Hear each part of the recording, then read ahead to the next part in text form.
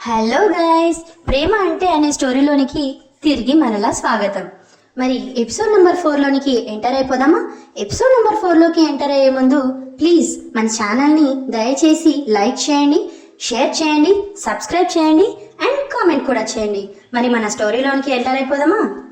మళ్ళీ ఆమెకి 11:30కి పద్మజ గారు తలుపు తట్టడంతో మెలకువ వచ్చి ఫ్రెష్ అయ్యి కిందికి వెళ్ళింది.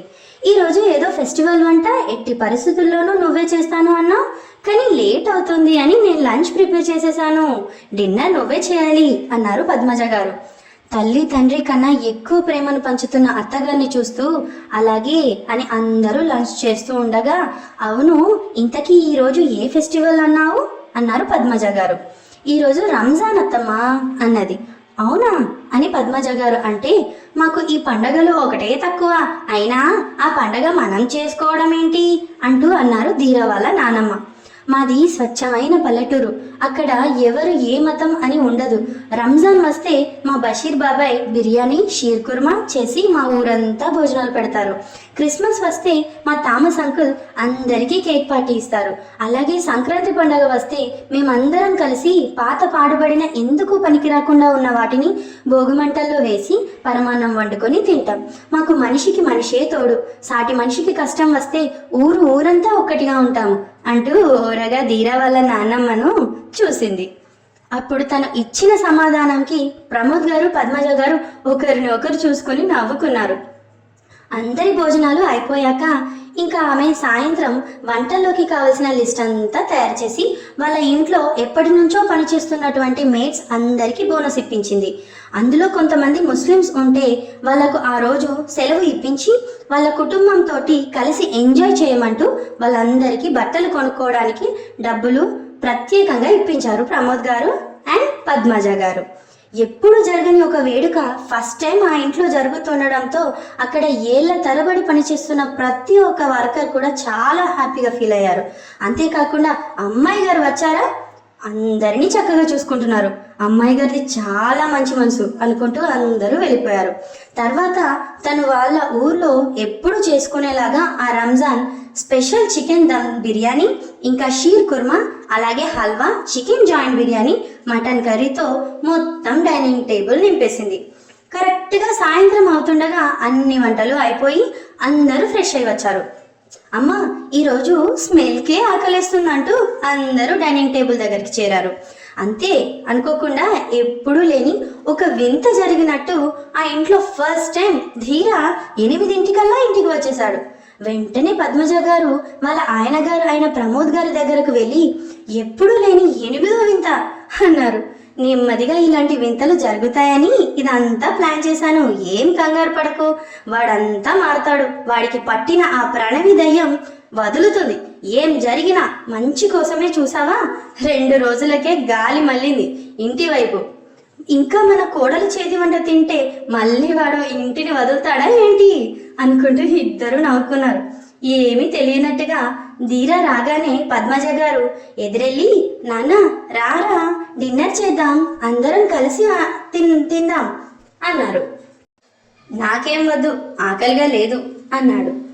కానీ ఒక పక్కన అక్కడ వస్తున్న స్మెల్కే కడుపులో గుర్రాలు పరిగెత్తుతున్నాయి. వాళ్ళ అమ్మగారు ఇదే వంక, వీడిని కొంచెం ఏడిపించాలి, ఇన్ని సంవత్సరాలు నన్ను ఏడిపిస్తున్నావు కదా అనుకొని, వద్దా సర్లే నాన్నను వెళ్ళి ఫ్రెష్ అయ్యి పడుకో నాన్న, నేను పాలు పంపిస్తాను అన్నారు. ఇదేంటి ఒక్కసారి వద్దనగానే అమ్మ వెళ్ళిపోతుంది, ఇంకోసారి అడిగితే అడిగిపోతుంది అనుకుంటా అనుకుని ధీర తన చేతిలో ఉన్న ఫైల్స్ టేబుల్ మీద పెట్టి నెమ్మదిగా వాళ్ళ నాన్నమ్మ పక్కన కూర్చున్నాడు. వాళ్ళ నాన్నమ్మ, అదేంట్రా నాన్న, వాళ్ళందరూ తింటుంటే నువ్వు ఇక్కడ కూర్చున్నావు అన్నారు. ఆకలి లేదులే పంకజం అన్నాడు ధీర.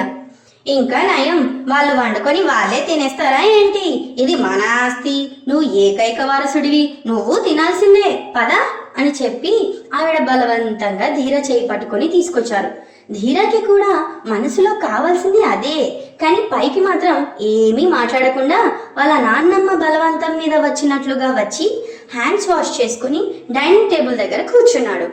ఆమె భోజనం వడ్డిస్తుంటే ఆమె చేతి గాజులు చేసే చప్పుడు, ఆమె నడుస్తున్నప్పుడు కాళ్ళకు పట్టీలు చేసే చప్పుడు, ఆమె ఎటు తిరిగితే ఆమెతో పాటు వయ్యారంగా తిరిగే ఆమె జడ, వాటిపైన ధీర చూపులు పడకనే పడుతున్నాయి. ఇద్దరూ ఒకరితోటి ఒకళ్ళు మాట్లాడుకున్నదే లేదు, కానీ చూపులతోటి యుద్ధం చేసుకుంటున్నారా అన్నట్లుగా మధ్య మధ్యలో ఒకరిని ఒకళ్ళు చూపులతో గుచ్చుకుంటున్నారు.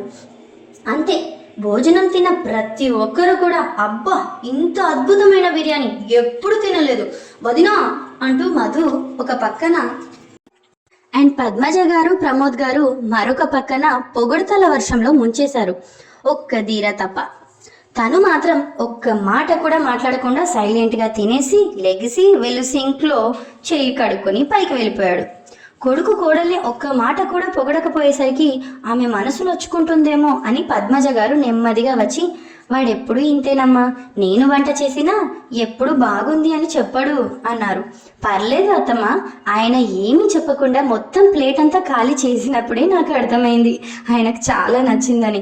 మా నాన్నగారు కూడా అంతే, ఏం మాట్లాడకుండా మా అమ్మ పెట్టింది సైలెంట్గా తిని వెళ్ళిపోయారంటే మా అమ్మ చెప్పేది ఆయనకు వంట బాగా నచ్చిందని.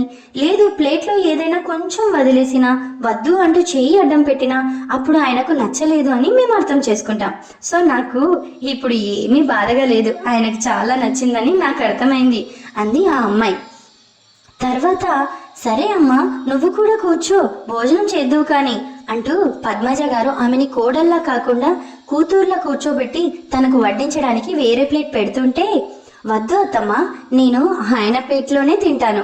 మా అమ్మకు ఇప్పటికి పెళ్ళై 25 సంవత్సరాలైనా ఇప్పటికీ మా నాన్నగారు తిన్న ప్లేట్లోనే తింటుంది. నేను కూడా ఆయన తిన్న ప్లేట్లోనే తింటాను అంటూ మౌనంగా తన భోజనం ముగించుకొని కిచెన్ అంతా సదిరి పైకి వెళ్తుంటే, ఒక్క నిమిషం ఆగమ్మా అంటూ పద్మజ గారు ఆమె తలలో ఒక 6 మూరల మల్లెపూలు పెట్టారు. నీ తలకి 6 మూలలు కాదు కదా, 10 మూరల మల్లెపూలు పెట్టినా కూడా తక్కువే. అసలు ఇంత పెద్ద జుట్టు ఎలా మెయింటైన్ చేస్తున్నావు వదినా? హెయిర్ కట్ చేయించుకోవాలని అనిపించట్లేదా? దీన్ని మోయలేక జడ వేసుకోలేక బాబోయ్ అంటూ వచ్చింది మధు. అందరూ నీలా లేజీగా ఉంటారా ఏంటి? నా కోడలు మాత్రం బంగారం అన్నారు. మధు వచ్చి, వదినా రా, బిగ్ బాస్ వస్తుంది చూద్దాం అంటూ చేయి పట్టుకొని హాల్ మధ్యలోకి వెళ్తుంటే, ఇంకా నయం మీ అన్నయ్య ఈరోజు 8 o'clockకే వచ్చాడు. ఇప్పుడు టైం ఆల్మోస్ట్ 11 అవుతుంది. నువ్వు మీ వదినని ఇంకా వెళ్ళనివ్వకపోతే ఇంకా అంతే అంటూ, అమ్మా బంగారం, ఈ పాలు తీసుకొని వెళ్ళి వాడికి ఇచ్చేయు, పడుకునే ముందు వాడికి పాలు తాగడం అలవాటు అంటూ, మధు పద మనం పడుకుందాం అంటూ పద్మజ గారు మధుని తీసుకొని వెళ్ళిపోయారు. సో ఎందుకో మనసంతా బరువుగా అయిపోయింది. అడుగులు పడట్లేదు. పాల గ్లాస్ చేతిలో తీసుకుంది కానీ కింది నుంచి పై రూమ్కి వెళ్ళడానికి 10 నిమిషాలు పడితే ఆమెకు మాత్రం 30 నిమిషాలు పట్టింది. చాలా నెమ్మదిగా అడుగులో అడుగు వేసుకొని గదిలోకి వెళ్ళింది. గదిలో ఎవరూ కనిపించకపోతే పాల గ్లాస్ టేబుల్ మీద పెట్టి సైలెంట్గా మంచం మీద పడుకుంది. ఈ రోజుకి ఈ ఎపిసోడ్ ఫినిష్ అయిపోయింది. మళ్ళీ మరలా వచ్చే ఎపిసోడ్ కోసం ప్లీజ్ వెయిట్ చేయండి అండ్ లైక్ చేయండి, షేర్ చేయండి, సబ్స్క్రైబ్ చేయండి అండ్ కామెంట్ కూడా చేయండి. బాయ్.